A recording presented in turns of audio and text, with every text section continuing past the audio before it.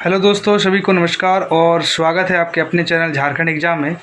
दोस्तों, आप सभी को पता है कि आज हम लोगों का जो है हेयरिंग होने वाला था 31 अगस्त को, और उसका क्या कुछ अपडेट है तो उसी को लेकर ये वीडियो है। दोस्तों, छोटा सा वीडियो रहेगा, आप लोग जो है शुरू से अंत तक देखें और वीडियो अगर पसंद आए तो वीडियो को लाइक कर दीजिएगा। दोस्तों, जितने भी पुराने मित्र हैं हमारे झारखंड एक्साइज कांस्टेबल के और स्पेशल ब्रांच और कारा चालक के, उन सभी का स्वागत है। दोस्तों, ये जो युद्ध था एक प्योर झारखंडी वर्सेस जो अदर स्टेट्स के आए हुए हैं बहुत सारे अभ्यर्थी, उनके बीच में था। चूँकि हम लोग अपने हक अधिकार को लेकर हाई कोर्ट गए हुए हैं और अभी तक वहीं हैं। कई सारे लोगों ने हम लोगों का जो है मजाक उड़ाया और विरोध भी किया, लेकिन उन सभी को पता नहीं था कि वो अपने ही राज्य के, अपने ही स्टेट के लोगों के साथ जो है गलत व्यवहार कर रहे हैं। चूँकि दोस्तों, हम लोगों के साथ बहुत ही बुरा हुआ था, आप सभी को पता है, और बुरा हुआ है क्योंकि हम लोग झारखंडी हैं और मूलवासी आदिवासी हैं। इसके बावजूद जो है हम लोग का हक अधिकार छीना गया। और आपको मैं कुछ बताना चाहता हूँ कि आए दिन कितने सारे एग्ज़ाम का रिज़ल्ट आया है, और उसमें आप देखें कि 25 में से 18 जो है बाहर के स्टेट के लोगों का जॉइनिंग हुआ है। यानी कि 60-40 का जो नियोजन नीति है वो सिर्फ नाम का है दोस्तों। और ये चीज़ मैं शुरू से कहता आ रहा हूँ कि ये जो नियुक्तियाँ हो रही है इसमें जो है संदेह स्पष्ट रूप से देखा जा सकता है। और आए दिन जो भी एग्ज़ाम हो रहे हैं उन पर भी जो है डाउट्स बने ही रहेंगे, क्योंकि दोस्तों ये जो नीति है वो बिल्कुल ही एक अपोजिट नीति है, जिसमें ओपन टू ऑल रखा गया है और कई सारे लोग आते हैं। और जैसे बाहरी लोग आते हैं तो वो लोग सेटिंग गेटिंग में बहुत माहिर रहते हैं। दोस्तों, हम झारखंडियों को कुछ पता नहीं, हम लोग जो है आदिवासी मूल निवासी जो है उन एक भोले वाले टाइप के होते हैं। हमें सिर्फ एग्ज़ाम देना आता है, और हम लोग के साथ अगर फेयर ना भी हो तो हम लोग कुछ समझ नहीं आता है। चूँकि मैं आपको एक आप बीती बताना चाहता हूँ। जब आईआरबी का एग्ज़ाम हुआ था दोस्तों, तो मेरा काफ़ी अच्छा मार्क्स था, इसके बावजूद मेरा रिज़ल्ट नहीं बना। और जब मैं ये लेकर जेएसएससी ऑफिस गया तो मुझे पता नहीं था, कोर्ट कचहरी ये सब कुछ भी पता नहीं था। एक नॉर्मलाइजेशन के नाम पर मेरे साथ बहुत ही गलत हुआ था, और मेरे साथ साथ कई सारे अभ्यर्थियों के साथ इस तरह हुआ था। तब लोगों को पता नहीं चल रहा था, चूँकि उस जो वैकेंसी था उसमें काफ़ी सारे लोग जो है बाहर के आए हुए थे। बाद में जब हमारे ही कई सारे मित्र जिनका ज्वाइनिंग हुआ है आईआरबी में, उनसे बात हुई तो उन लोगों ने बताया कि भाई यहाँ बाहर के लोगों के काफ़ी सारे लोगों का जो जनरल का जितना सीट था ना, वो मैक्सिमम बाहर के यूपी बिहार के लोगों का ज्वाइनिंग हुआ था इसमें।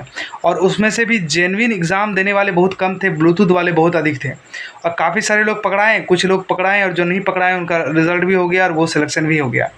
तो ये चीज़ जो है दोस्तों, झारखंड के जो हमारे साथी हैं उन सभी को पता नहीं चलता है कि फॉर्म भर देने से ही सिर्फ नौकरी नहीं हो जाता। जब तक फेयर एग्ज़ाम ना हो, जब तक फेयर रिज़ल्ट ना बने, तब तक नौकरी होना संभव नहीं है दोस्तों। अभी देखिए किस प्रकार से हम लोग का कई सारे स्टेट में चौकीदार का बहाली निकला है, जिसमें रिजर्वेशन को एक तरह से ख़त्म कर दिया गया है। और अभी रेंजर का जो वैकेंसी निकला है उसमें भी आप देख सकते हैं कि एससी का रिजर्वेशन के साथ किस प्रकार से छेड़छाड़ किया गया है। तो ये सब दोस्तों बहुत ही एक तरह से झारखंडियों के लिए दुर्भाग्य है, और ये बात जो है समझना चाहिए सभी को कि ऐसा क्यों हो रहा है, ऐसा नहीं होना चाहिए। अब बात आते हैं दोस्तों थोड़ा केस के बारे में, आप लोगों को ज़्यादा नहीं लंबा घुमाएंगे।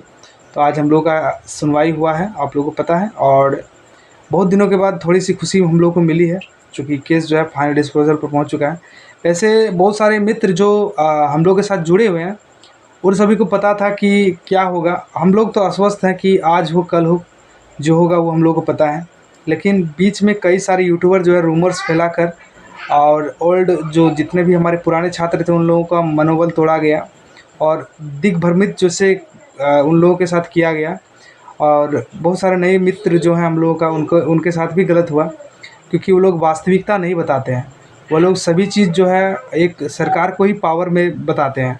आपको मैं कुछ बताना चाहता हूँ। पिछले दिनों 10 दिन पहले एक जजमेंट आया है, और उस जजमेंट में आपको पता होना चाहिए कि कुछ सिपाही थे झारखंड पुलिस में जो नक्सली जो इनकाउंटर हुआ था उसमें शामिल थे, और उनमें से उन लोगों को दरोगा बना दिया गया था, और वो 12 साल तक दरोगा की पोस्ट में ड्यूटी किए। इसके बाद जो है उसी बैच में रहने वाले, माने उसी इनकाउंटर में शामिल होने वाले कुछ ऐसे अभ्यर्थी थे जिनके साथ भेदभाव हुआ। यानी आर्टिकल 14 का उल्लंघन हुआ, समानता का अधिकार, और उन्हें सब इंस्पेक्टर नहीं बनाया गया। तो उन लोग जो है कोर्ट चले गए, और कोर्ट चले जाने के बाद जो है ये डिसीजन आया कि जो बाकी लोग हैं उन सब को भी वापस कांस्टेबल बना दिया गया। यानी कि आप जस्ट इमेजिन कीजिए कि कोर्ट का क्या पावर होता है। 12 साल दरोगा सब इंस्पेक्टर की नौकरी करने के बाद उन्हें फिर से कांस्टेबल बना दिया गया। कुछ लोग होते हैं समझते नहीं है बातों को। कोर्ट का पावर क्या होता है दोस्तों, आप अंदाज़ा नहीं लगा सकते हैं। वो एक संविधान है, कॉन्स्टिट्यूशन बॉडी है। इस चीज़ को समझते नहीं हैं कुछ लोग। और जो है दोस्तों, मैं आपको बताना चाहता हूँ कि जब कभी भी इसका डिसीजन आएगा, ये बहुत बड़ा न्यूज़ रहेगा पूरे झारखंड के लिए, और ये एक तरह से झारखंडियों के लिए बहुत बड़ी जीत होगी। दोस्तों, हम लोग फाइनल डिस्पोजल पर पहुँच चुके हैं, बस थोड़ा सा इंतज़ार है। और जितने भी पुराने दोस्त हैं जो हम लोगों के साथ बिछड़ चुके हैं, बीच में जुड़े, फिर उन लोगों को लगा कि शायद नहीं कुछ हो पाएगा, क्योंकि उन लोगों को लगता था कि हम लोग सही से नहीं कर पा रहे हैं। लेकिन कोर्ट का कुछ प्रोसेस होता है दोस्तों, कई बार हम लोगों का जो है लक फेवर में नहीं रहा। पिछले हायरिंग में सर प्रेजेंट नहीं रहे, जज ही नहीं बैठे, उससे अगला हेयरिंग में सरकारी वकील नहीं पहुँचे, तो इसमें हम लोग कुछ भी नहीं कर सकते हैं दोस्तों। लेकिन हाँ, विधि का विधान है, जब जो चीज़ लिखा हुआ है और जिसके नसीब में जो चीज़ लिखा हुआ है वो उसे मिलकर ही रहता है। तो अब दोस्तों फाइनली हम लोग फाइनल डिस्पोजल पर पहुँच चुके हैं। वही सभी दोस्त जो हम लोगों का साथ छोड़ चुके हैं वो एक बार फिर से जुड़ जाएं, क्योंकि आप लोगों का हम लोगों को काफ़ी आवश्यकता है। और हम लोग अंतिम जगह पर पहुँच चुके हैं दोस्तों। फाइनल डिस्पोजल है 5 अगस्त को। कई सारे यूट्यूबर आपको वीडियो बनाकर बता चुके हैं, चूँकि उन लोगों को थोड़ा सा खाली सिर्फ जो है केस स्टेटस से जो जानकारी मिलता है वही पता चलता है, जबकि हमारे यहाँ पर सभी जितने भी दोस्त हैं उन लोगों को न्यूज़ ये ग्रुप से निकालने के लिए मना किया गया था। लेकिन अभी देख रहे हैं कि कई सारा यूट्यूबर वीडियो बना चुका है कि नेक्स्ट डेट कब है, लेकिन उन लोगों को पता नहीं है क्या कुछ हुआ है और क्या कुछ होने वाला है। आप लोगों को मैंने कई सारे संकेत दिया है, और सांकेतिक भाषा से समझिए कि क्या कुछ होने वाला है आगे, फ्यूचर क्या है। और आप सभी झारखंडियों को मैं फिर से एक बार जो है कहना चाहता हूं कि दोस्तों, ये एक झारखंडी की लड़ाई है, झारखंडी आदिवासी मूल निवासी की लड़ाई है। क्योंकि रघुवर दास का जो 2018 वाला नीति था वो बहुत ही अच्छा नीति था, जिसमें केवल और केवल झारखंडियों के लिए रिज़र्व किया गया था। क्योंकि झारखंड के लोगों का नौकरी नहीं हो पाता है दोस्तों। आप देख पाते हैं कि जब भी कोई फॉर्म निकलता है, बाहरी किस प्रकार से उसमें किस प्रकार से घुसते हैं। तो इसी तरह से सोचकर उन्होंने ये नीति बनाया था, और ये काफ़ी सफल नीति था, क्योंकि इसमें जितने भी लोगों का नौकरी होता सब झारखंडी का होता। क्योंकि आपका आवासीय प्रमाण पत्र इसमें जो है अनिवार्य कर दिया गया था, और जब भी आप फॉर्म करते हैं तो सबसे ऊपर में लिखा रहता है कि आप आप झारखंड के निवासी हैं। अगर आप यस करते तभी आपका फॉर्म जो है आगे खुलता, और नो कर देने से आपका फॉर्म खुलता नहीं। तो इस प्रकार से दोस्तों ये काफ़ी अच्छा नीति था, लेकिन क्या किया जाए, थोड़ा सा दुर्भाग्य रहा हम लोगों के साथ। और अभी जो मैंने एक केस आपको बताया दोस्तों, उसी तरह से हम लोग के साथ भी है।